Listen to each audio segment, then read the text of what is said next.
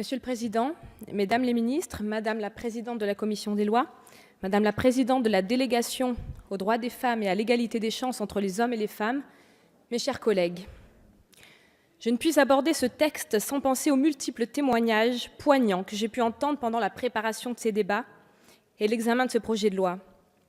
Ces victimes ont été confrontées à la cruauté, à l'innommable, puis au silence qui finalement s'abat. Beaucoup ont mis du temps avant de se faire entendre et de dénoncer leurs bourreaux. Toutefois, derrière ces témoignages et cette libération de la parole et surtout de l'écoute, il y a un chiffre noir, un chiffre terrible, celui des trop nombreuses victimes, mineures pour beaucoup, qui ne parlent pas, qui ne parleront peut-être jamais. Ce chiffre noir, c'est aussi celui bien trop élevé des auteurs de ces exactions qui ne sont pas suffisamment poursuivis. Ce chiffre noir, ce sont enfin toutes ces violences qui font irruption dans le quotidien de trop de nos concitoyens et surtout de nos concitoyennes et qui demeurent impunies.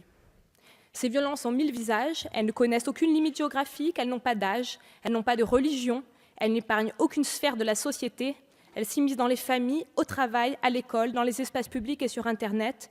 Nous les retrouvons dans tous les secteurs, dans toutes les catégories socio-professionnelles. Elles ont traversé les siècles, mais ne sont pas pour autant une fatalité. C'est au moins l'enseignement qu'il faut tirer de l'engagement de celles et ceux qui ont fait de cette noble cause, celle de l'égalité, celle de la dignité, un combat de chaque instant, même à des périodes où leurs paroles ne trouvaient aucun écho. Grande cause du quinquennat, l'égalité homme-femme incarnée par une volonté sans faille du gouvernement. Et je tiens à saluer l'engagement de Mesdames les ministres présentes aujourd'hui. Cet engagement consiste avant tout à lutter contre les violences et faire changer la honte et la peur de camp. Ce texte, amélioré et affiné en commission des lois, se découpe en 4 axes ayant trait principalement au droit pénal. Chacun permet d'apporter des réponses à des violences que l'arsenal législatif actuel, quoique déjà très vaste, peine à réprimer de manière efficace. Le premier axe permet de donner du temps. Le temps nécessaire à ces enfants devenus adultes de se souvenir, de poser des paroles sur des actes, puis de choisir d'engager des poursuites judiciaires en déposant plainte contre leurs agresseurs. Raison pour laquelle il est prévu d'allonger la durée de la prescription de 20 à 30 ans à compter de la majorité pour les crimes commis sur les mineurs. Cet allongement qui permet d'engager l'action publique jusqu'aux 48 ans de la victime est la concrétisation de l'une des propositions émanant de la mission de consensus présidée par Mme Flavie Flament et M. Jacques Calmettes.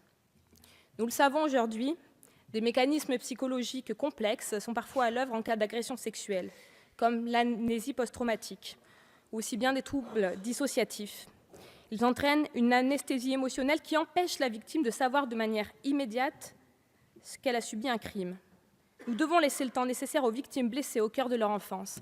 L'âge de 38 ans, qui correspond à la période de la vie où les femmes supportent généralement d'importantes contraintes, les hommes aussi, et personnellement peut constituer pour elles un facteur d'empêchement au dépôt d'une plainte. Ainsi, l'adoption de cet article 1er constituerait un signal fort pour graver dans le marbre de la loi la spécificité que constituent les crimes sexuels commis à l'encontre des mineurs, à travers ce délai allongé de prescription. Le second axe de ce texte consiste à mieux protéger les enfants, eux qui sont les plus ciblés par les violences sexuelles. Il est temps de fixer dans le code pénal un âge que le juge doit prendre en considération dans l'appréciation des infractions d'agression sexuelle et de viol. Cet âge sera celui de 15 ans. Prévu dans le code pénal comme celui de la majorité sexuelle, il constitue un repère de puberté. Il est ainsi avéré que les traumatismes subis avant cet âge sont beaucoup plus prégnants et provoquent des atteintes profondes sur la structure et le développement du cerveau. En d'autres termes, nous souhaitons acter dans ce texte la particulière vulnérabilité des mineurs de moins de 15 ans. Je sais que sur ces bancs, certains d'entre vous souhaitent proposer d'autres rédactions qui restreignent davantage l'office du juge. L'émotion inhérente à ce sujet ne doit pas nous engager dans une démarche hasardeuse, voire de surenchère. Les lois ne sont pas de purs actes de puissance, ce sont des actes de sagesse, de justice et de raison. Ces mots de Portalis doivent nous inviter à faire preuve d'un esprit de responsabilité, et ce d'autant plus que le sujet est particulièrement grave. Le Conseil d'État et les spécialistes auditionnés dans le cadre de la préparation de ces débats nous ont nettement mis en garde quant au risque avéré d'inconstitutionnalité des présomptions qui seront, je le sais, proposées dans le cadre de ces débats. Le souvenir de l'invalidation par le Conseil constitutionnel de l'infraction d'harcèlement sexuel en 2012 doit renforcer notre vigilance.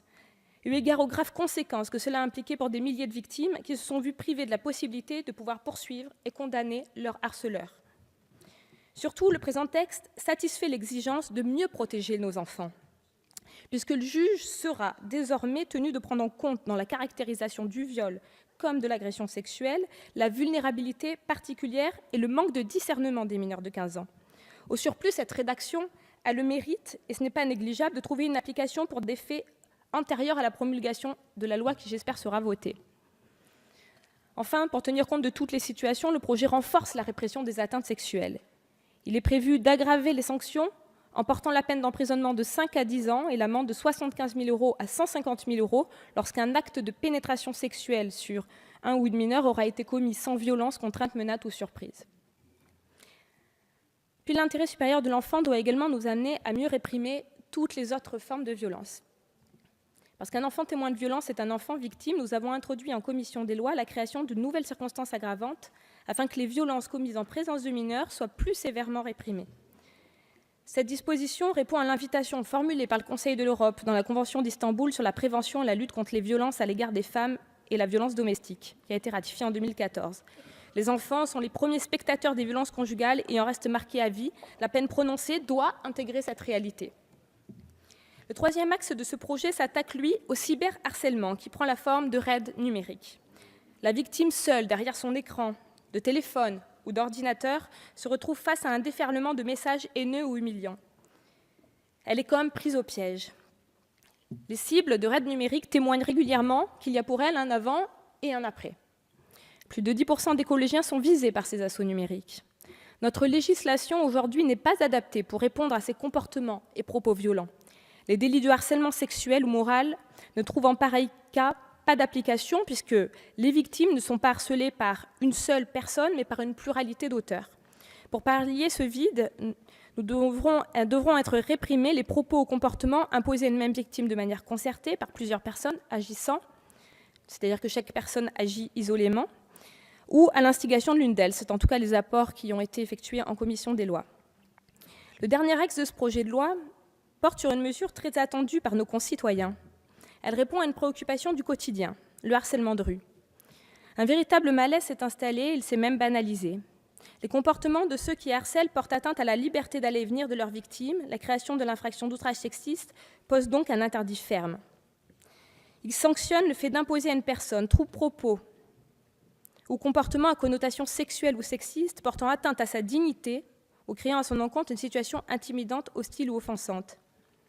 Et parce qu'il ne suffit pas de créer une nouvelle infraction pour enrayer un comportement, l'article 4 prévoit également l'instauration d'une contravention de 4e classe et de 5e classe en cas de circonstances aggravantes. Cette peine pourra se voir complétée par des stages de sensibilisation. Par ce texte, nous renforçons notre arsenal législatif pour mieux lutter contre les violences sexistes et sexuelles. Nous permettons à davantage de victimes d'être entendues. Nous ferons condamner davantage d'auteurs coupables de ces actes qui détruisent celles et ceux qui les subissent. Nous contribuons à faire de notre société un espace plus ouvert et moins discriminant.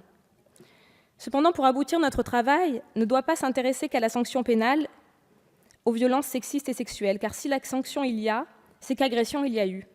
Nous allons maintenant devoir, autour de Madame la ministre Marlène Schiappa, travailler à la prévention de ces violences. La première éducation doit se faire dans les familles, mais l'État doit jouer son rôle à la crèche, à l'école et dans l'espace public. Un seul message doit être martelé. Non, les violences sexistes et sexuelles ne sont pas tolérables. Ceux qui en sont les auteurs brisent des vies et se mettent hors la loi. À ce titre, il faudra être réactif et inventif. Ce texte est la première pierre d'un travail que nous poursuivrons en ces lieux. Mais nous ne le mènerons pas seuls. Nous devrons utiliser tous les moyens à notre disposition en partenariat avec tous les acteurs, associations de victimes, structures éducatives, audiovisuel public, société civile dans son ensemble. Toute la société doit participer. C'est un combat politique dans lequel nous nous engagerons avec courage et fermeté. Je vous remercie.